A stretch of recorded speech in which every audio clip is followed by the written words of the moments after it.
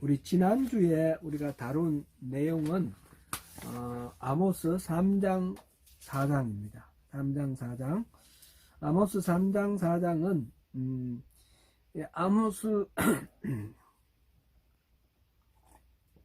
아모스가 1장부터 6장까지는 심판의 메시지라고 그랬어요. 심판의 메시지고 1장 2장에서는 8가지 심판 예언이 있었습니다. 여러 나라, 열방에 대한 그런 메시지가 있었고요. 3장부터 6장까지는 3편의 설교가 있다고 그랬어요.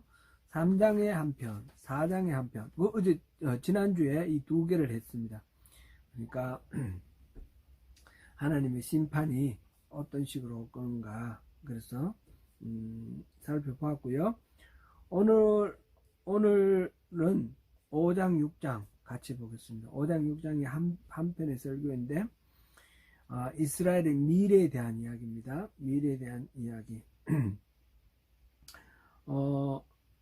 지난번에 본 거 3장 같은 경우는 이제 너만 알았다 이런 말을 했어요. 하나님께서 이스라엘에게 내가 너만 알았다. 이 우주 만물이 하나님이 지으셨고 이 땅에 사는 인류 전체가 하나님이 창조하신 그런 백성이지만 특별히 이스라엘을 선택하셔서 하나님이 제사장으로 삼으시고 잃어버린 그 영혼들을 회복하는 그 일에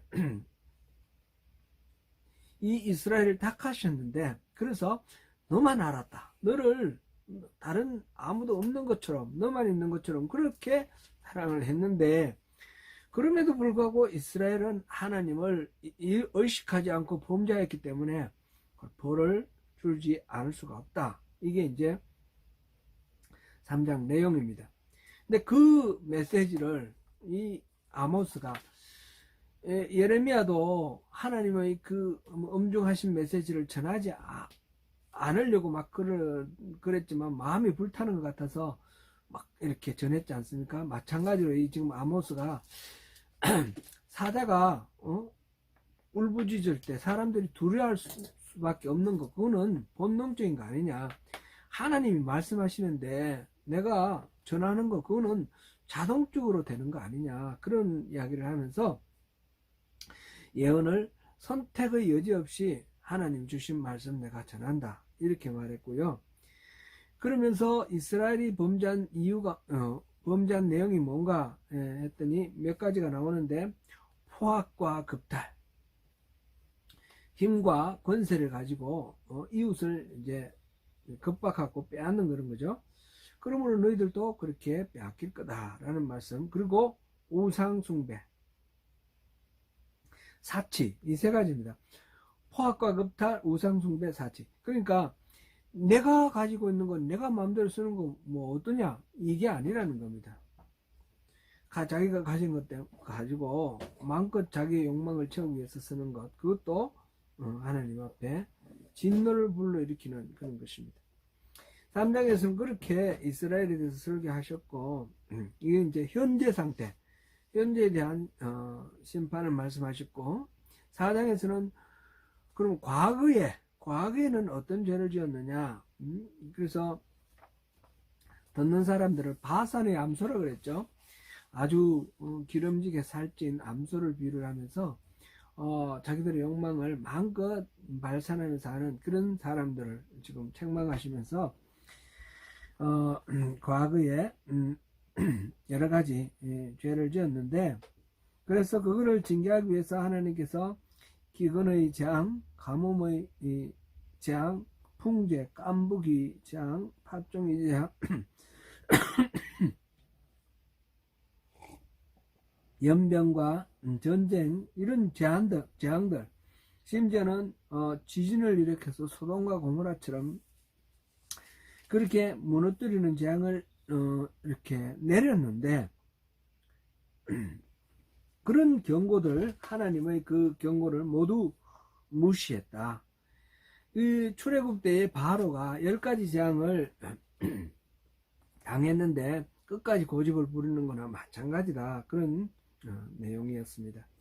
그 가운데 이제 모든 것이 무너질 때에, 다 불타고 무너질 때에 불 붙는 가운데서 빼낸 나무 조각이라는 그 표현 가지고 우리 또 잠깐 봤죠. 웨슬리가 어릴 때에 불이 나서 죽을 뻔했는데, 그래서 자기는 평생 불 붙는 가운데서 꺼낸 나무 조각 같이 나는 별 볼 일 없고 이미 끝난 인생이지만 하나님이 더 멀어주신 인생으로 내가 복음을 전한다 이러면서 열심히 사역했던 웨슬리의 고백입니다. 그러면서 이제 이 아모스를 통해서 하나님이 주신 그 마지막 경고는 여호와를 만날 준비하라. 하나님이 곧 임하신다는 겁니다. 그래서 여호와의 날이라는 것을 좋아할 것 없다는 겁니다.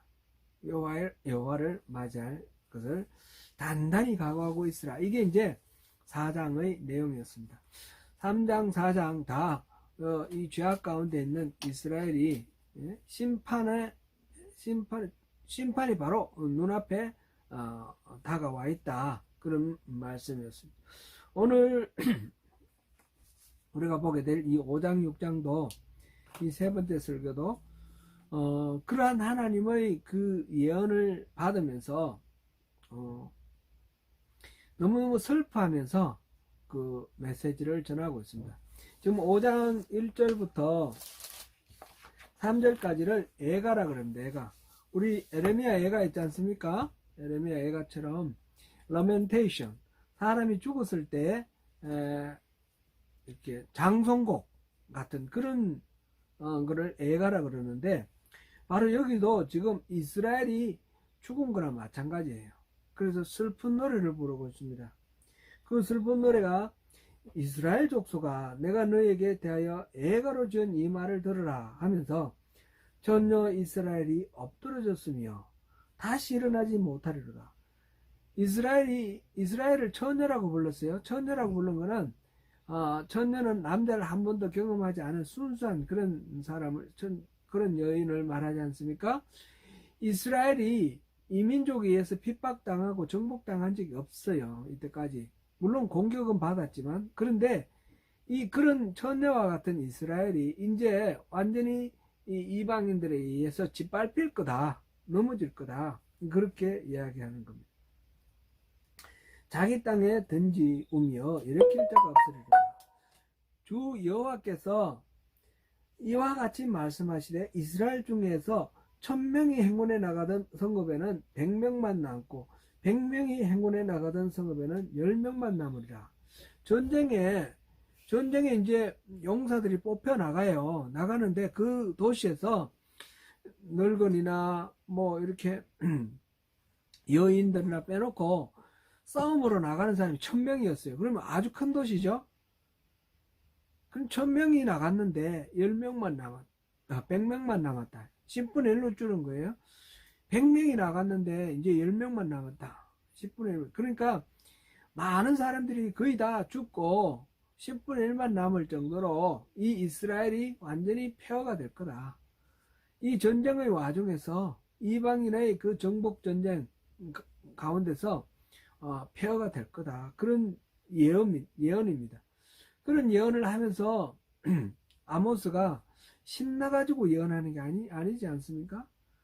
자기 백성이고 자기 민족인데 너무너무 마음 아프고 가슴 아파서 울면서 하는 노래예요. 이 예언을 울면서 노래했습니다. 그러면서 여기에서 살 길이 있는데 그 살 길을 지금 4절부터 이야기를 하고 있습니다. 살 길이 뭔가 그랬더니 4절 우리 같이 한번 읽어볼까요? 시작. 여호와께서 이스라엘 족속에게 이와 같이 말씀하시기를 너희는 나를 찾으라 그리하면 살리라. 여호와를 찾으라는 겁니다. 하나님을 찾으라는 겁니다. 지금 4절부터 해서 7절까지가 계속해서 8절까지가 계속해서 여호와를 찾으라는 얘기입니다. 베델을 찾지 말며 길갈로 들어가지 말며 브엘세바로 나아가지 말라 그랬어요. 베델, 길갈 앞에서 나왔었죠. 베델은 하나님의 집이라 일컬음을 받는, 그리고 아브라함이 맨 먼저 그것을 단을 쌓았던 곳이고, 그 다음에 야곱이 하나님을 만났던 곳이고, 그랬던 곳. 야곱이 또 바단 아람 자기 삼촌 집에 갔다가 돌아올 때, 세겜에서 큰 문제가 있었지 않습니까? 딸 디나가 이렇게 겁탈당하고 자식들이 그 세겜 사람 다 죽여버렸어요. 그래가지고 주변 다른 민족들의 어떤 보복을 두려워하면서 두려워 떨면서 간 곳이 베델입니다. 베델에 가서 하나님께 다시 매달렸죠. 그런 곳이 베델입니다. 베델은 하나님께 의지하고 하나님을 만나고 그런 귀한 예배의 장소였는데, 지금 그 베델에 뭐가 있습니까? 황금 송가리가 있습니다. 우상을 숭배하는 중심이 되었습니다. 그래서 벳아웬, 저주의 고통의 집이 바로 베델이 지금 벳아웬이 되어버렸습니다. 그게 있었고, 길갈도 그렇지 않습니까? 길갈은 요단강을 건널 때 그거를 기념하기 위해서 돌을 12지파가 다 하나씩 들고 나와서 쌓아놓은 곳, 그게 길갈이고, 이 가나안 땅을 점령할 때 그 정복전쟁의 헤드쿼터가 있던 곳이 길갈인데, 그래서 그곳에서 하나님을 찬양하고 기뻐하는 곳인데, 바로 그곳이 지금 우상숭배의 중심이 되었습니다. 지금 베델 길갈 있고, 그 다음에 브엘세바가 나왔습니다. 브엘세바는 이스라엘이 말할 때 단에서 브엘세바까지, 우리 한국으로 말하려면 백두에서 한라까지, 땅끝에서 땅끝까지, 그 이스라엘 전체를 말할 때 말하지 않습니까? 남쪽 경계가 바로 브엘세바입니다. 지금 이스라엘을 말하면서 이스라엘이 베델과 길갈에서 우상숭배하는데, 남한국의 맨 아래쪽에 있는 브엘세바까지 들면서 뭐 어떤 곳이든지 이 우상을 숭배하는 그런 곳으로 가지 말라. 의지할 때는 그런 것 전혀 의지할 곳 되지 못한다. 그렇게 말했습니다. 길갈이 반드시 사로잡히겠고 베델은 비참하게 될 것입니다. 우상 숭배하는 그 모든 것들은 파괴될 것입니다. 그래서 그런 거 찾지 말고 너희는 여호와를 찾으라. 6절에 다시 그렇게 나왔죠. 너희는 여호와를 찾으라. 그리하면 살리라. 하나님이 나를 찾으라 하셨고, 지금 아모스가 그걸 전하면서 너희는 여호와를 찾으라. 똑같은 말입니다. 그렇지 않으면 불같이 요셉의 집에 임하여 멸하시리. 불같이 임하여 다 태워버리는 그런 것처럼 진멸을 하실 것이다. 베델에서 불 끌 자가 없다. 방법이 없다는 겁니다. 그러면서 이제 이스라엘 사람들을 뭐라고 부르느냐 하면, 정의를 선숙으로 바꾸며 공의를 땅에 던지는 자들아. 정의와 공의를 아주 선숙은 먹으면 써서 먹지 못하고 뱉어야 될 그런 아주 독한 독초 같은 그런 선숙이라고 말했어요. 그리고 정의는 친숙하지 않죠. 정의가 오히려 고통의 근원이 되는 거지 않습니까? 공의는 공의를 땅에 던지는 자들아. 공의를 내팽개 쳐버렸다는 거죠. 정의를 아주 거북하게 만들었고 공의를 내팽개 쳐버렸다. 그러니까 정의와 공의와 멀어진 사람. 정의와 공의에 대해서 조금 이따가 다시 보겠습니다. 이스라엘 백성들을 그렇게 불렀습니다. 그러면서 묘성과 삼성을 만드시며 사망의 그늘을 아침으로 바꾸시고, 묘성과 삼성은 어려운 자리고요. 묘성은 7개의 별자리라고 그랬어요. 묘성과 삼성은 그냥 합쳐서 이렇게 많이 나오는데 6개도 그렇게 나오고요. 이거는 하늘의 별들 전체를 말합니다. 그러니까 우주 전체를 말하죠. 전체를 만드신 분, 사망의 그늘을 아침으로 바꾸시는 분, 우리가 사망의 그늘, 아주 참혹한 절망 가운데 있더라도 새벽처럼 그렇게 희망차게 만드시는 분이 누구냐? 우주 만물을 만드신 분, 사망의 그늘을 아침으로 바꾸시는 분, 이분은 누구십니까? 그리고 낮을 또 어두운 밤으로 바꾸신 분, 기쁨 가운데 있다가 절망으로 빠지기도 하고요. 바닷물을 불러 지면에 쏟으시는 이 바닷물이 막 쓰나미가 되어서 온 땅을 막 뒤엎기도 하고요. 이런 이 모든 우주 만물 자연의 모든 현상을 다스리시는 분이 누굽니까? 그분이 바로 여호와 하나님이시죠. 그분을 찾으라는 겁니다. 쓸데없는 거 나무로 깎아 만든 거, 돌로 깎아 만든 거, 그런 거 찾지 말고 참으로 우주 만물을 다스리시고 만드신 그분을 찾으라. 그 이름은 여호와시니라. 이렇게 지금 8절에 말하고 있습니다. 그가 강한 자에게 갑자기 패망이 이르게 하신즉 그 패망이 산성에 미치느니라.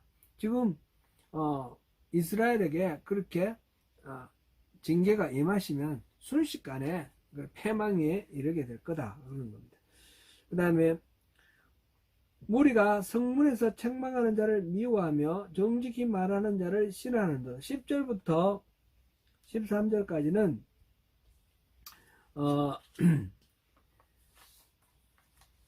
그러한 지금 이스라엘의 어떤 지금 정의를 선수구로 바꾸고 공의를 땅에 던지는 자들아 그랬는데 그러한 상황을 지금 말하고 있습니다. 여기서 성문에서 책망하는 자를 미워하며 정직히 말하는 자를 싫어하는도다. 이거는 두 가지로 해석이 됩니다. 하나는 성문에서 책망하는 자는 재판하는 사람, 재판하는 사람을 옳고 그름을 따지는 사람을 미워하고 정직하게 말하는 사람을 싫어한다. 이스라엘 백성들이 다 자기 귀에 듣고 싶은 소리만 듣지 옳고 그름 따지는 거 싫어하고 정직하게 말하는 거 싫어한다라는 그런 쪽으로 이해하는 그렇게 해석할 수도 있고요. 정반대로 위정자, 다스리는 자 이런 사람들이 책임 있는 자들이 선지자의 이 예언, 책망하는 말, 하나님의 말씀을 전하는 이런 것들을 싫어한다, 미워한다. 정직한 하나님의 말씀을 싫어한다. 이렇게 들어도 좋겠습니다. 두 가지 해석인데 저는 두 번째 해석이 더 전체를 봤을 때 문맥으로 봤을 때 어울리는 것 같습니다. 여기서 성문이라는 것은 그 도시를 에워싸는 성이 있고 그 문이 있는데 그 출입하는 문이죠.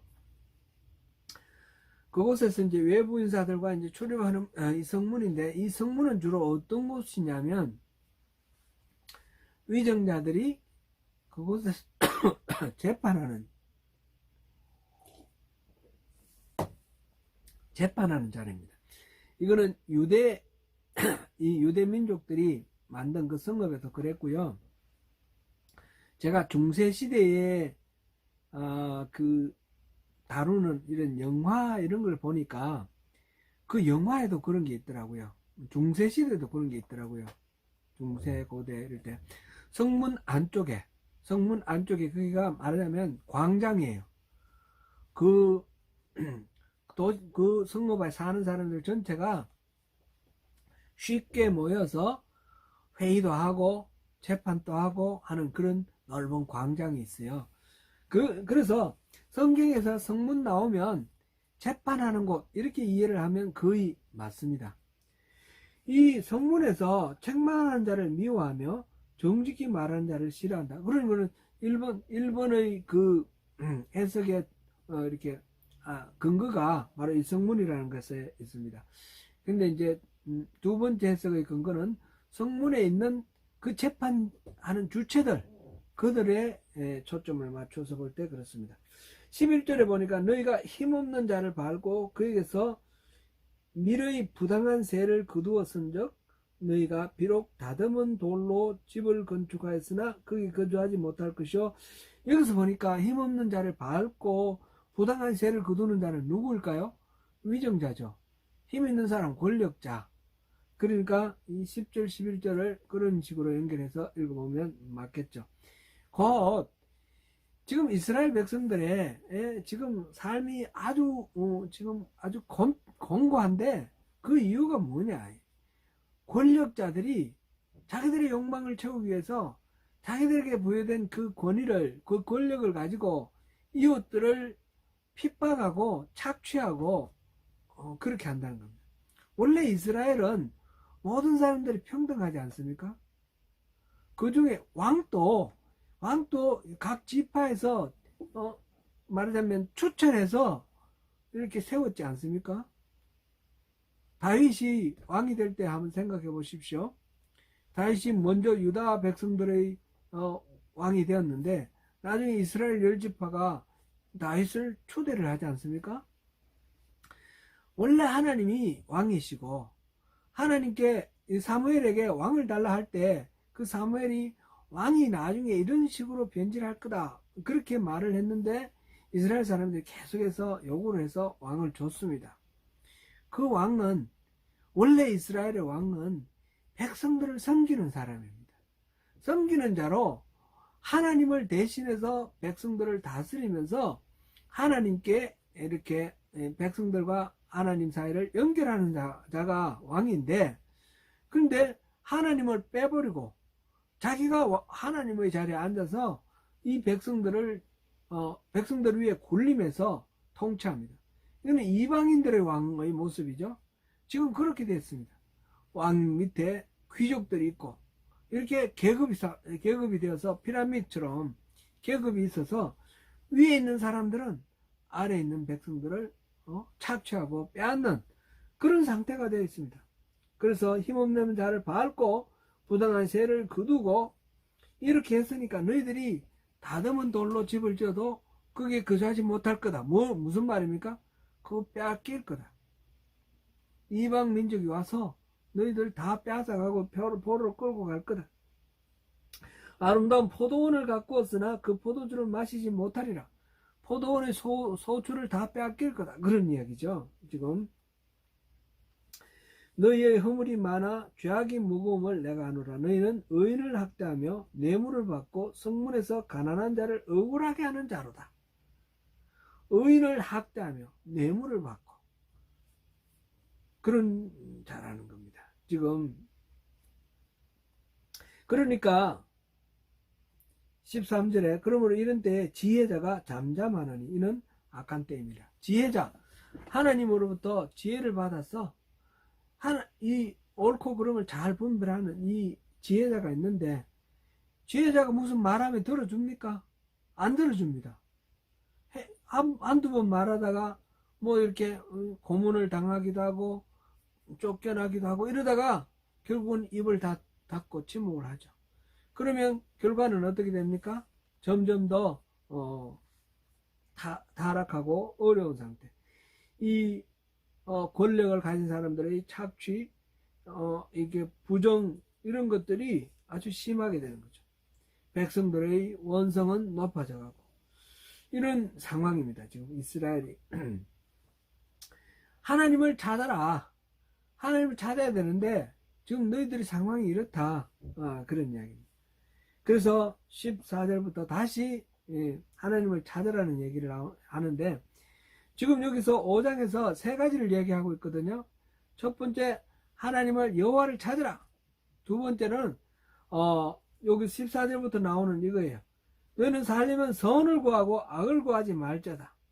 만군의 하나님 여호와께서 너희의 말과 같이 너희와 함께 하시리라. 선을 찾고 악을 구하지 말라. 이게 이제 두 번째입니다. 이거는 하나님을 찾는 것이 실질적으로 막연하게 추상적인 거 아니라 실질적으로 이런 거라는 겁니다. 우리가 하나님을 찾으라 그러면 예배 잘 드리고 찬양 열심히 부르면 되는 거로 생각합니다. 근데 예배 잘 드리고 찬양 열심히 부르는 건 맞지만 그게 그치는 게 아닙니다. 지금 여기서 지금 얘기하는 건 두 번쯤 여호와를 찾으라 하면서 선을 구하라 그랬습니다. 선을 구하라. 악을 구하지 말고 선을 구하라. 그 다음에 이제 세 번째로 나올 거는 뭐냐면 21절부터 쭉 나오는데, 거짓된 그런 제사, 그런 종교행위 하지 마라. 그 얘기입니다.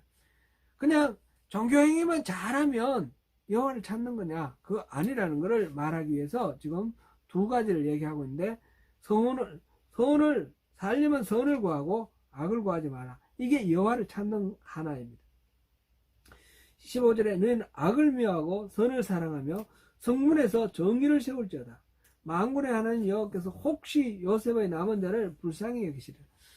그럴 수도 절망적이긴 하지만 그러나 지금이라도 여호와를 찾으라. 근데 여호와를 찾는 게 뭐냐? 선을 찾으라로. 그리고 성문에서 정의를 세우라는 겁니다. 선을 찾는 구체적인 양상이 성문에서 정의를 세우라. 성문이 뭐라고 그랬습니까? 재판. 재판하는 현장에서 정의가 써야 된다는 겁니다. 재판이 굽지 않고 돈 많은 자, 권력 있는 자를 자에게 유리한 그런 재판이 아니라 공평한 재판, 그런 재판이 돼야 되는 겁니다. 우리 제가 뉴스 들은 걸 한번 생각이 납니다. 한국에서 보면 어떤 사람이 배가 고파서 독서실에서 라면을 훔쳐서 끓여 먹었습니다. 이 사람이 잡혀가지고 1년 징역형 받았습니다. 라면이 얼마입니까? 그 피해액이 뭐 4,000원인가 그랬어요. 그 라면 끓여 먹고 또 현금 훔치고 해가지고 4,000원인가? 그런데 4,000원 피해를 입히고 1년 징역형을 받았습니다. 그런데 어떤 사람은 몇십억을 사기를 쳐가지고 몇십억, 몇백억 이렇게 사기를 쳐도 3년 징역형 받고 그 다음에 한 6개월 있다가 가석방 이렇게 나와가지고 나중에 사면 되고 그렇습니다. 이유는 그럴듯한 이유는 많습니다. 한국 경제에 영향력이 많기 때문에 이 사람을 빨리 풀어줘야 된다. 근데 그런 걸 이 사회적으로는 뭐 용납될 수 있습니다. 그러나 하나님의 관점에서 봤을 때 그거는 성문의 정의가 무너진 겁니다. 안 그렇습니까? 이 정의와 조금 이따 공의 다시 한 번 더 보겠습니다.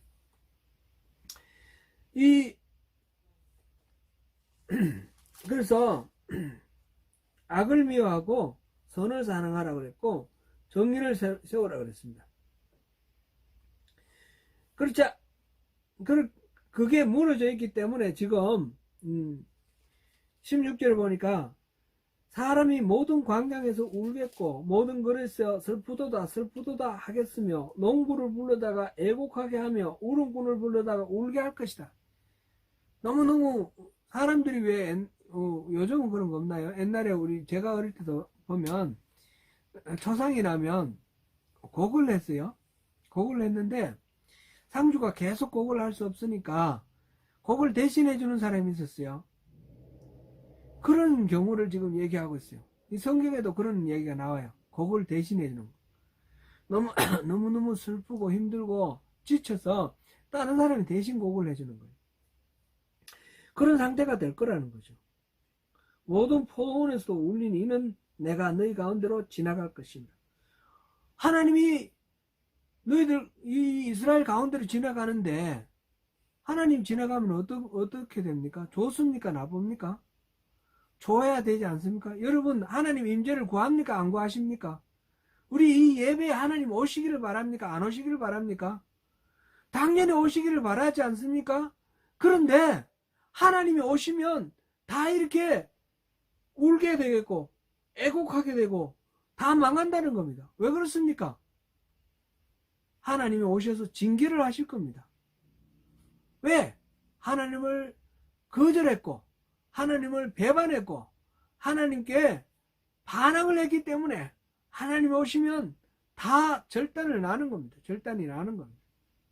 하나님이 오셔야 되는데 우리는 하나님 오시기를 바라는데 우리가 만약 하나님을 거절하고 하나님을 배반하고 우리 마음대로 하나님의 상을 만들어 가지고 이렇게 섬기면 되겠지 하면서 섬기면서 하나님 뜻과 반대되는 그런 식으로 신앙생활을 한다면 하나님이 오시는 것 자체가 우리에게 재앙이 되는 겁니다. 지금 그 이스라엘이 그런 상황이라는 겁니다. 내가 지나가리라. 하나님이 지나가면 너희들 다 죽었어. 앞에서 4장에서 뭐라 그랬습니까? 여호와를 만날 준비하라 그랬습니다. 여호와를 만날 준비하면 가슴 벅차고 설레는 게 아니라 그때 그 이야기는 이제 단단히 각오하고 있어. 하나님 오시면 너희들 다 끝났어. 그 말입니다. 지금 이스라엘에게 그렇게 얘기하십니다. 그래서 18절에 화 있을진저 여호와의 날을 사모하는 자여 너희가 어찌하여 여호와의 날을 사모하느냐 그날은 어둠이요 빛이 아니라. 여호와의 날이 지금 예언서에는 계속해서 이런 심판의 날로 나와 있습니다. 이 당시에 이스라엘 사람들은 여호와의 날이 오면 모든 것이 회복될 거라 생각했어요. 이방에 있는 적들을 다 멸하고 이스라엘이 다윗 때처럼 솔로몬 때처럼 그렇게 부강하게 될 거라 이런 생각을 하고 여호와의 오심을 기다렸는데, 그런데 이 예언자를 통해서 하나님 하시는 말씀은 여호와의 날 좋은 날 아니야. 너희들 착각하지 마. 그날은 빛이 아니라 어둠이야. 그렇게 말씀하셔요. 그러면서 19절에 마치 사람이 사자를 피하다가 곰을 만나거나 집에 들어가서 손을 베게 되었다가 뱀에 몰린 것 같도다. 이방에 아수르라든지 이런 나라들이 이집트라든지 이런 게 침략해 오니까 하나님 와서 도와주세요 그랬는데, 하나님 오시면 사자 대신에 곰 만나는 거 마찬가지입니다. 하나님 오시면 더 무섭습니다. 재앙을 더 심하게 당하는 겁니다. 벽에 손을 댔는데 뱀이 나와서 물었습니다. 예상하지 못한 그런 재앙이 닥칠 거랍니다. 20절에 여호와의 날은 빛없는 어둠이 아니며 빛남 없는 캄캄함이 아니냐. 빛 하나 없는, 한 점 빛이 보이지 않는 완전한 깜깜함. 검은날 요즘은 이 전기가 있어서 가지고 가로등도 있고 이래 가지고 그 깜깜함을 맛볼 수가 없어요. 저 외곽에 시골에 나가가지고 한번 깜깜할 때 한번 나가보십시오. 1m 앞이 안 보이는 그 우리말로 칠흑같이 어두움, 칠흑 같은 어두움 있죠. 그거를 말합니다. 지금 여호와의 날은 칠흑 같은 어두움이라는, 단 한 톨의 소망도 없고 기대할 수 있는 그런 그런 것도 없이 완전한 절망이라는 것입니다. 여호와의 날 사모하지 마라. 여호와의 날, 여호와가 내가 너희들 가운데를 지나가면 너희들 끝장이야. 그런 말씀하고 계십니다. 그러니까 왜 어떻게 해야 됩니까? 하나님을 찾으라. 이 말은 하나님 오지 마세요 이 말이 아니죠. 하나님 오실까 두려워서 하나님 오지 마세요 이런 두려움이 아니라, 이제 내가 있던 자리에서 뛰쳐나와서 하나님 안으로 달려 들어가는 그런 하나님을 경외하는 두려움으로 하나님을 찾으라. 그 하나님 찾는 방법은 바로 선을 찾고 선을 구하고 성문에 정의를 세우는 그런 방법입니다. 그러면서 24절만 제가 이 앞에 하고 연결이 되니까 24절만 읽고 우리가 다시 보겠습니다. 오직 정의를 물같이 공의를 마르지 않는 강같이 흐르게 할지어다. 여기서 정의와 공의가 나왔는데 성경에 보면 이 정의와 공의가 꼭 구별되지는 않습니다. 서로 엇바뀌어 쓰이기도 합니다. 그런데 여기서 아모스에서 정의와 공의는 구별해서 지금 말하고 있습니다. 정의는 영어로 justice라고 번역을 했습니다. 이거는 히브리 말로 미슈파트라는 말에서 미스파트라는 말인데 정의, 그리고 공의는 체다카라는 히브리 말이고 영어로 번역했을 때는 righteousness 이렇게 됐습니다. justice 정의, righteousness 공의. 이게 어떤 차이가 있느냐? 정의는 재판 용어입니다. 재판에서 법에 맞추어서 봤을 때 옳다. 그게 정의고요. 지금 여기서 아모스에서 쓰이기를 그렇게 쓰였다라는 거죠. 그리고 이 공의는 옳음. 이거는 재판을 뛰어넘어서 법 이상으로 도덕적 그런 윤리적, 인간의 어떤 모든 이성적인 그런 기준을 종합적으로 봤을 때 옳은 것. 그게 이제 공의로 됐습니다. 정의보다 공의가 한 차원 높죠. 그래서 여기서는 공의라는 말은 이 정의나 공의나 둘 다 하나님이 기준이 되시는데, 공의는 보다 더 높은 차원에서 하나님이 옳다 그러시면 옳은 것, 이거고요. 여기서 정의는 하나님이 주신 법에 따라서, 법에 맞춰서 법에 저촉되지 않으면 정의고, 법에 저촉되면 불의가 되는 겁니다. 그런 상황입니다. 근데 이거는 우리가 좀 사회적으로 좀 더 폭넓게 생각해 볼 필요가 있습니다. 오늘날 우리가 기독교와 우리 하나님 나라 백성으로서 우리가 사회 정의를 어떻게 볼 거냐, 그런 차원에서 우리 한번 생각해 볼 필요가 있습니다. 한국에서 그 하버드 대학 그 교수였던 마이클 샌델이라는 사람이 쓴 정의란 무엇인가 라는 책이 출판이 되어서 많이 이렇게 베스트셀러가 됐는데, 미국보다 한국에서 더 많이 팔렸다고 그러더라고요. 그만큼 한국에 말하자면 정의가 없는 사회, 정의가 소망스러운 그런 사회라는 그런 인식이 있는 거죠. 지금 한국 정치계에서도 그런 이야기가 많이 있지 않습니까? 이번에 윤석열 대통령 당선자가 정치를 입문하면서 들고 나온 기치가 공정과 상식입니다. 이 공정, 이게 정의입니다. 근데 이 정의라는 거, 그 문재인 대통령도 뭐 과정은 제가 잊어버렸습니다. 과정은 뭐 공정하게, 뭐 결과는 뭐 어떠고 이렇게 됐는데 그 세 가지 있죠. 하여튼 이거는 누구나 다 바라는 바입니다. 누구나 다 정의로운 걸 바라고 누구나 다 공의로운 걸 바라는데, 그런데 이 사회가 그렇지 않다는 거죠. 이 뉴질랜드, 우리가 살고 있는 뉴질랜드는 어떻습니까? 뉴질랜드도 마찬가지예요. 지금 뉴질랜드에서 사업하시는 분들, 세금이 너무 비싸다고, 세금이 너무 많다고, 아주 사업하기 어렵다고 그렇게 말씀하시는 분들이 많이 있습니다.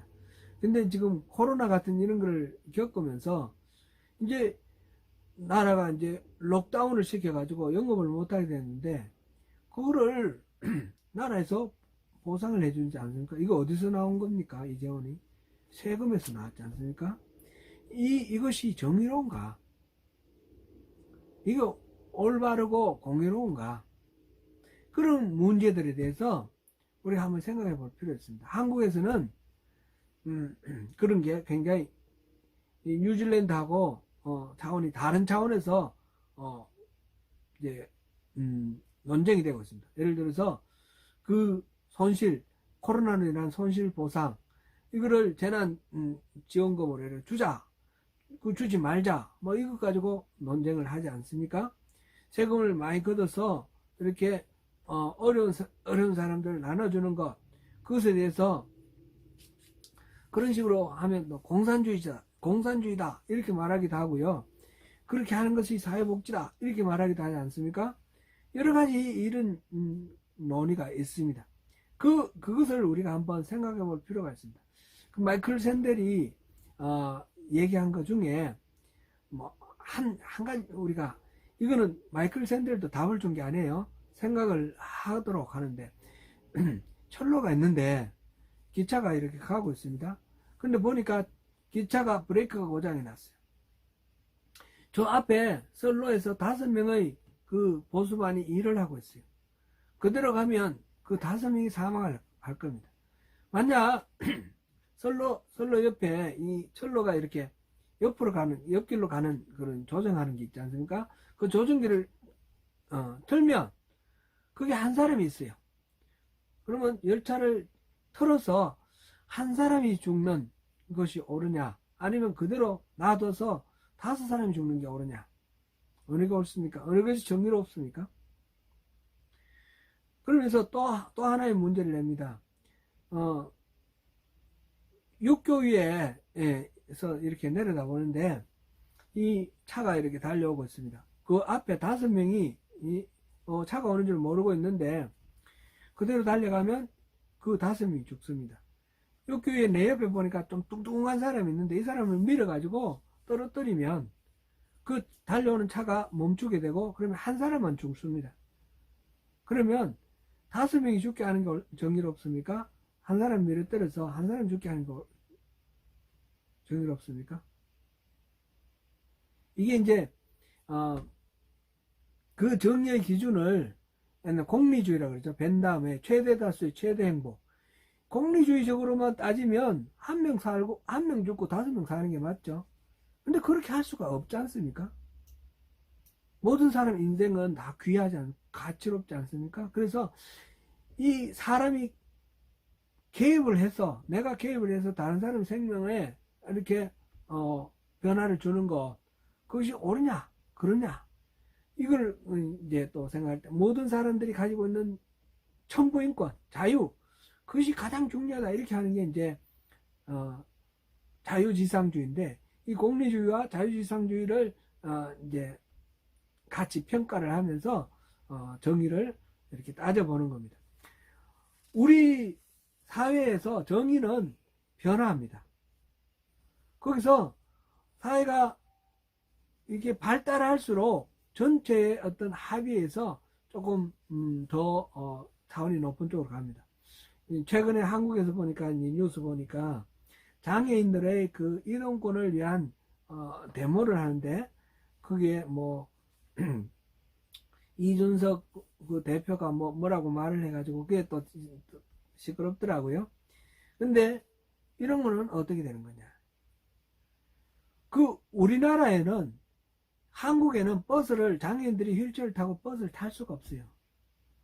제가 요즘 버스를 이렇게 운행을 하지만 우리 학생들 타는 거 말고 일반 시내버스의 경우에는 다 휠체어를 탈 수 있도록 그렇게 이 높이도 낮고 휠체어를 탈 수 있는 그런 그 뭐라 그럴까요? 건너는 다리 같은 그 받침대도 있고요. 휠체어 타고 들어오는 사람들이 이렇게 휠체어를 고정시켜서 안전하게 이용할 수 있도록 벨트도 있고요. 이런 식으로 다 돼 있어요. 이 뉴질랜드는 시내버스 100% 그렇게 돼 있습니다. 근데 한국에는 그게 안 돼 있는 거예요. 그러면 이 장애자들이 지하철이라든지 시내버스라든지 공공교통을 장애자도 똑같이 동등하게 사용할 수 있도록 해달라는 이 요구를 하는 것이 정의롭습니까? 정의롭지 않습니까? 이게 시대가 바뀌면서 달라지는 거예요. 후진국일수록 이 장애인은 외면당하는 거고, 선진국일수록 장애인들이 동등한 인권이 보장되면서 그것들이 자유롭게 장애인들도 불편함 없이 활동할 수 있도록, 그래야지 직장도 갈 수 있고 또 학교도 갈 수 있고 보통 사람과 똑같이 이렇게 움직일 수 있지 않습니까? 그렇게 되는 기회를 균등하게 할 수 있도록 하는 그런 장치가 되는 거죠. 그런 식으로 되는 거죠. 이 정의라는 것은 사회의 공동체 안에서 합의를 해서 이렇게 법을 만들어가고 그 법에 따라서 법에 합당하면 합법이고 그게 정의로운 되는 거죠. 그런데 성경에 나오는 이 정의, 이 공의는 사회에서 합의를 해서 이루어지는 것이 아닙니다. 하나님이 정해서 주셨습니다.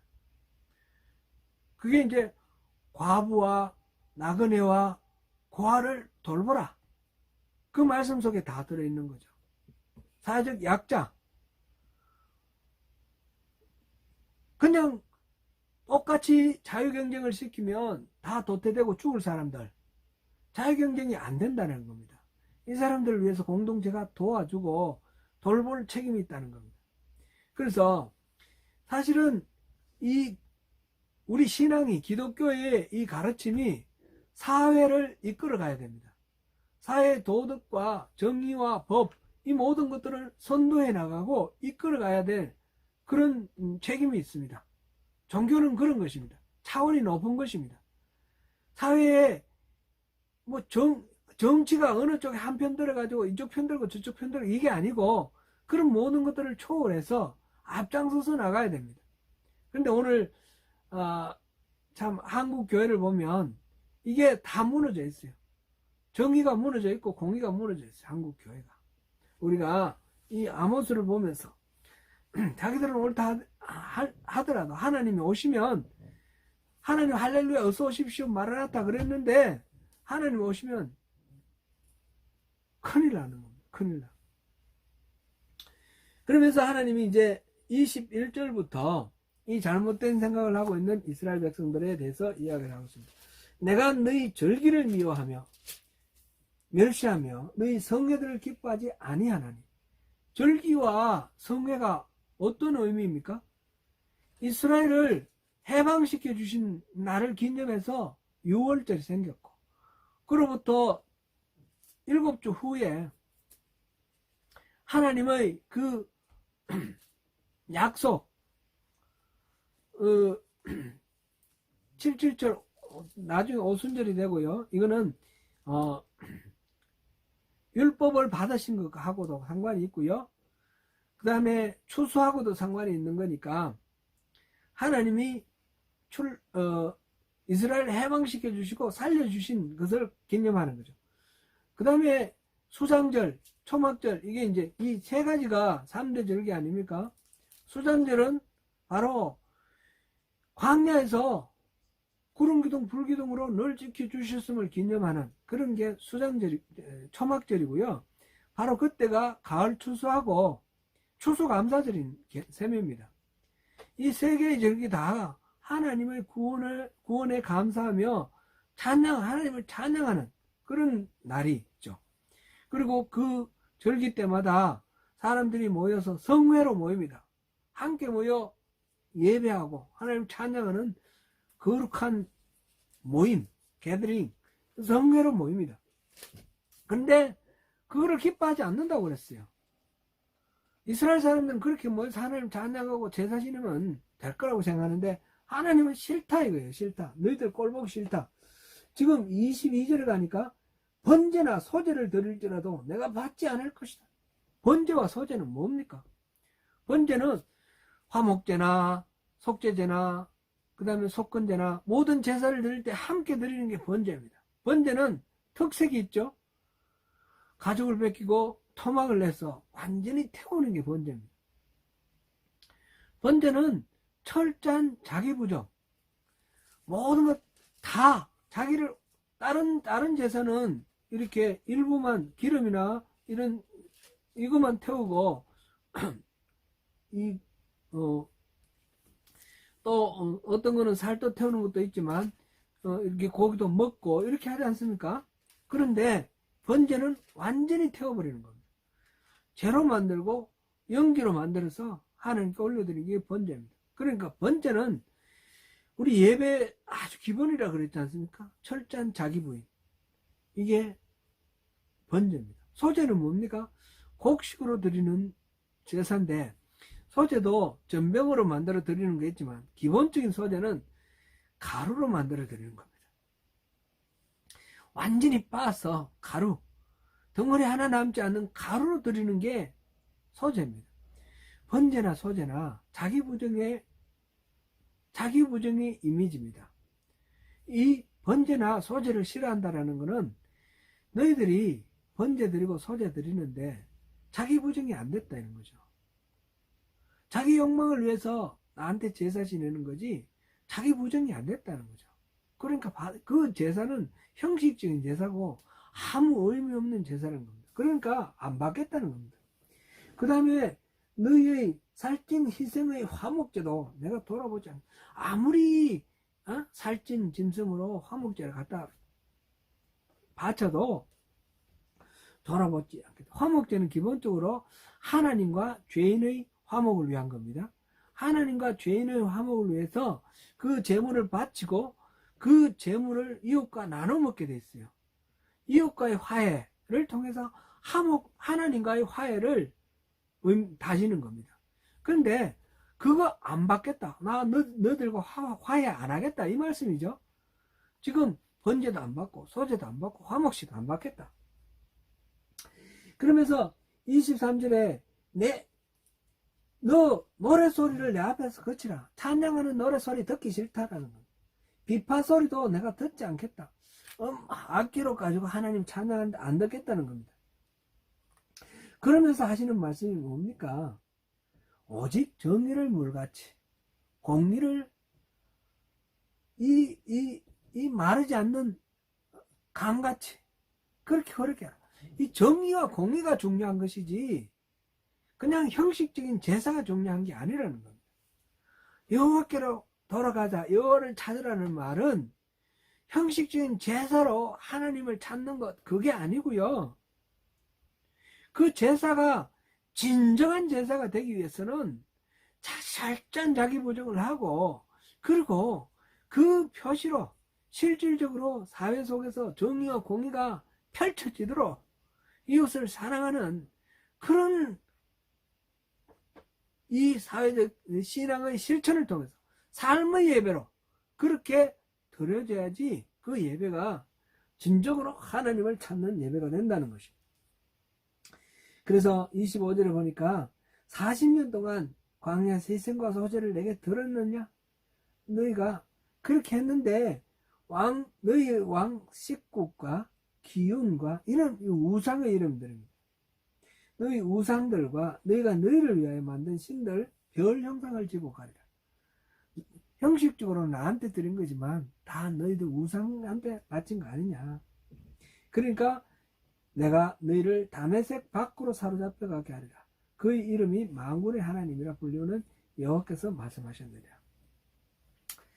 6장에 나오는 이야기는 이스라엘의 또 멸망인데 그 지도자들이 다 교만하고 사치하고 자기 마음대로다. 그래서 그들이 다 망한다. 그런 내용입니다.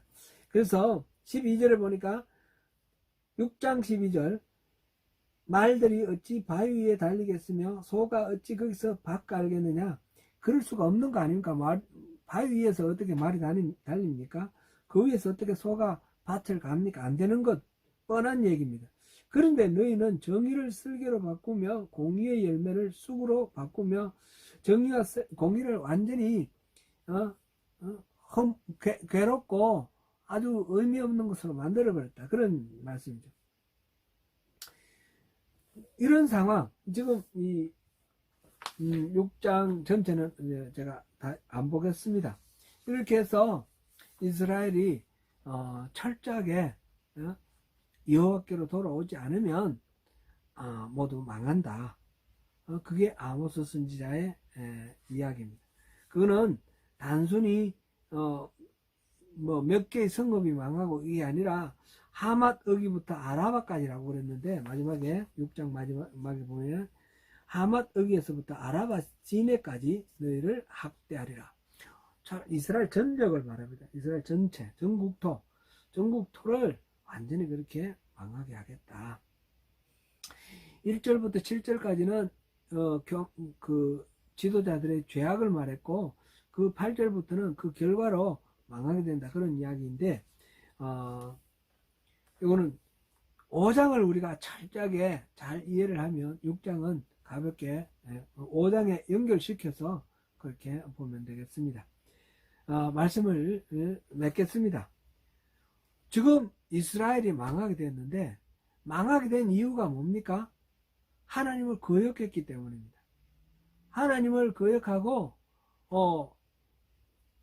죄에 완전히 쩔어 있기 때문입니다. 그거는 어떤 식으로 나타나느냐?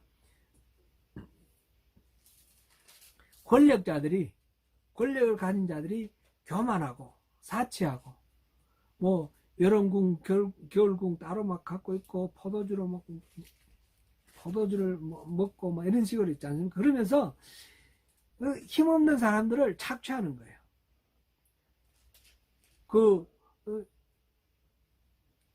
전당 겉옷을 전당 잡지 마라 그랬는데 겉옷을 전당 잡아가지고 그거 들고 있고, 그 다음에 성전에서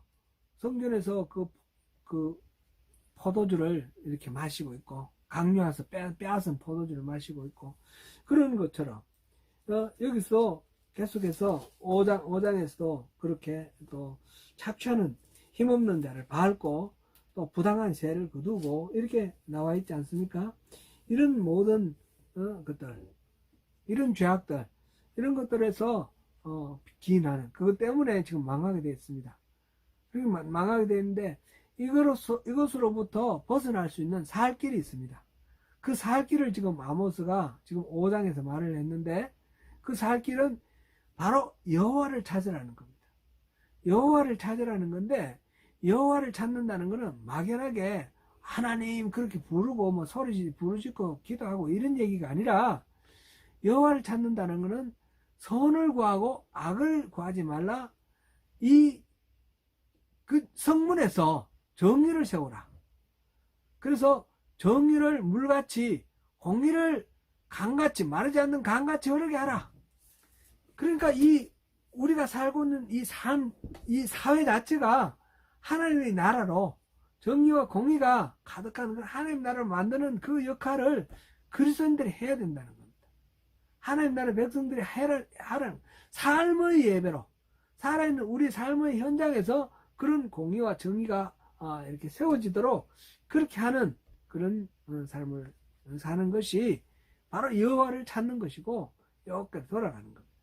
거짓된 종교행위, 21절부터 나오는 거짓된 종교행위로 가지고 하나님을 찾는다라고 하는 그런 착각을 버리라는 겁니다.